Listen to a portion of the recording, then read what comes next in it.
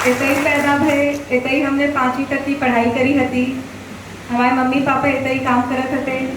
तो जब हम घर आए, बुंदेलखंडी थोड़ी टूटी फूटी हो गई, कैसे बहुत सालन से बोली नहीं है, लेकिन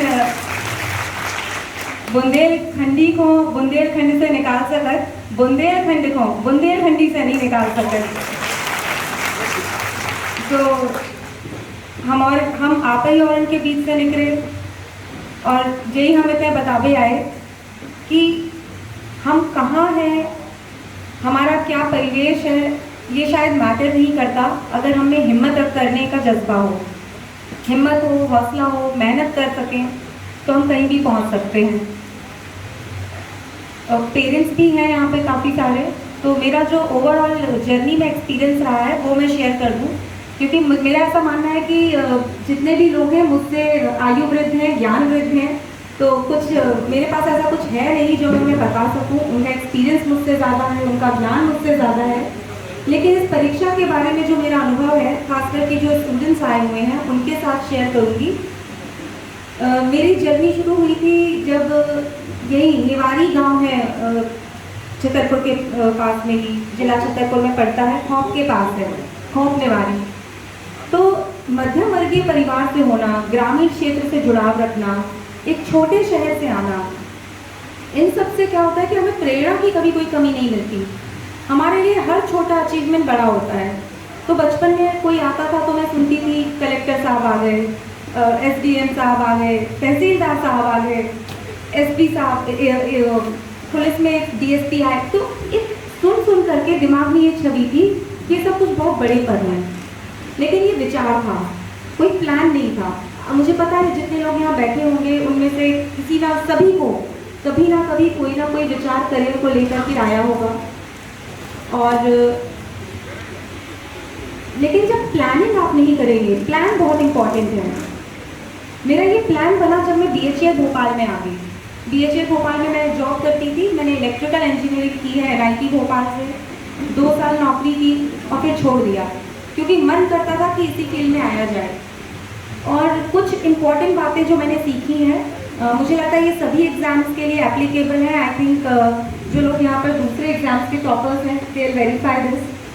सबसे इम्पॉर्टेंट होता है कि आप किसी भी एग्जाम के सिलेबस को समझ लीजिए, पिछले साल के क्वेश्चन पेपर्स को देख लीजिए, एक क्लैरिटी हो कि हम किस चीज़ की तैयारी कर रहे हैं, आखिर पढ़ क्या रहे हैं, और ये सभी एग्जाम्स के लिए वैलिड है। एक बार आपको ये समझ आए कि एग्जाम आपसे क्या चाहता है, किस तरीके की पढ़ाई चाहता है, उसके बाद अपनी बुक लिस्ट बनाइए, या कौन से आपको बुक्स पढ़ने हैं। बहुत सारे बुक्स के पीछे मत भागिए, रिवीजन पे ध्यान दीजिए। जितना रिवाइज करेंगे उतना आपकी मेमोरी में जाके ये बैठ जाएंगी चीज़ें। प्रैक्टिस करिए, लिख करके पढ़ने की आदत। यहाँ बहुत सारे डॉक्टर्स आए हुए हैं, तो अब जो मैं बात बोलूँगी वो मेडिकली इनकरेक्ट है। Dr. Lakhan Tiwari uncle, I think you will not feel good when I say this. I think muscles also have memory. When we write something, जब हम पढ़ते हैं आँखों से बस पढ़ लिया, और जब लिखते हैं हमारी मसल्स मूव होती हैं, तो मुझे लगता है कि हमारा ब्रेन भी बेटर एंगेज होता है, बेटर स्टोर करता है चीज़ों को। ये मेरा एक्सपीरियंस रहा है।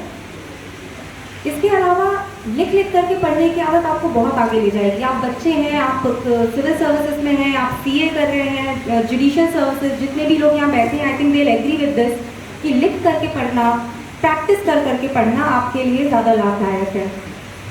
तीसरी चीज़ ये कि जब भी पढ़ते हैं, प्रैक्टिस करते हैं, टेस्ट देते हैं, तो कमियों को ढूंढिए कि हमारी कमी क्या है। अक्सर जब हमारे टीचर्स हमें कमियाँ बताते हैं कि आपने ये किया तो ये आपने लिखा नहीं, इतने नंबर कम आए, तो थोड़ा सा दुख होता है कि अरे तो कमियां गिराने लग गए।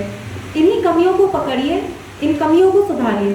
देखो, जब हम एक एक कमी को सुधारते हैं तो हम इम्प्रूव करते चले जाते हैं। और कंसिस्टेंसी का ऐसा है कि जब हम कोई पहाड़ चढ़े हैं, एक कदम डेली लेंगे तो एक ना एक दिन वो पूरा चढ़ जाएंगे।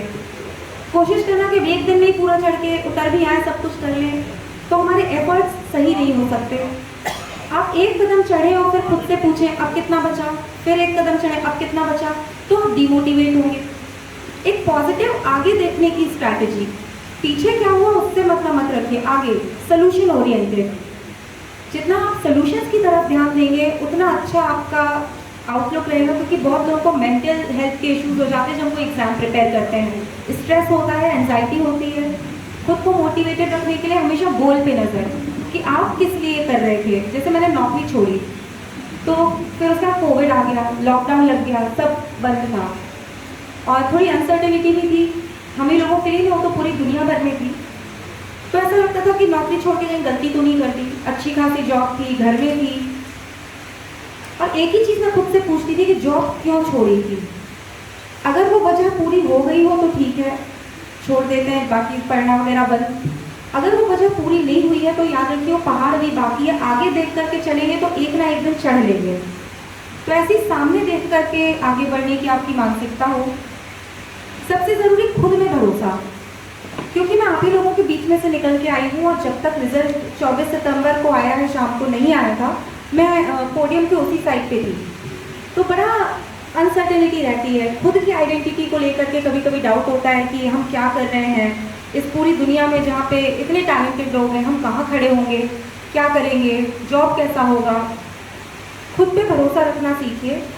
आपके पेरेंट्स ने आप में बहुत इन्वेस्ट किया है, बहुत सैक्रिफाइसेस किए हैं, तो यकीन मानिए कि आप में कुछ तो टैलेंट होगा ही कि आप आज इतने आगे तक आए हैं। और डेफिनेटली अगर आप अभी भी मेहनत करते रहेंगे तो आप ज़रूर आगे बढ़ेंगे।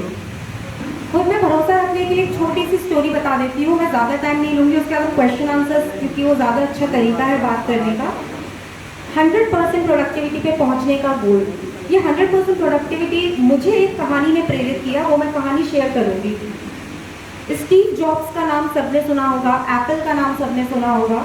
तो जब वो वॉकमैन बना रहे थे तो इतना बड़ा, वो गाने सुनने के लिए कि छोटा सा आईपॉड, वॉकमैन नहीं उसको आईपॉड बोलते थे, वॉकमैन उससे पहले वाला है, इतना सा आईपॉड वो जेब में रखा और ईयर पीसेस लगा करके गाने सुनने की डिवाइस थी।